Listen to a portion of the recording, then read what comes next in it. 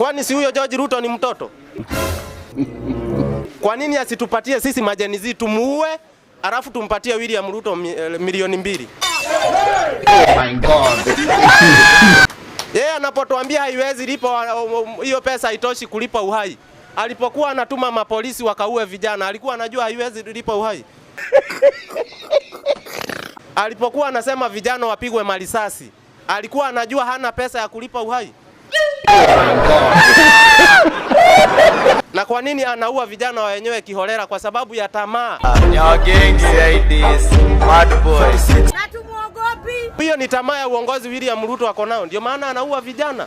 Kijana hana makosa yote, vile umeambiwa mtu mwenye anataka kupindua serikali anakuaga na bunduki.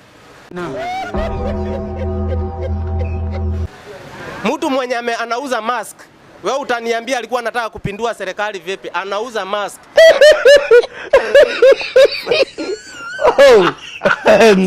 Amefuatwa kwa corridor kabisa, nyote mliona, na akamiminiwa marisasi. Kwa nini hao polisi wasiende kuvamia wezi wa ng'ombe?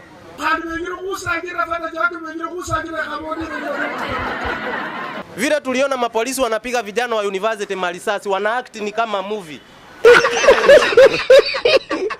Mbona wasiende kuact hizo movie huko Elgeyo Marakwet? Mbona wasiende Baringo na Turkana kuact movie? Na wakati tunakuambia William Ruto ni one term, bado unazidi kuuliza maswali. Ni maswali ya nini unauliza? Wewe ni kumaanisha huna future na huna vision. Na kama huna future, mimi nasema kila siku, kama huna future, wacha kutatiza watu wengine wenye wako na future.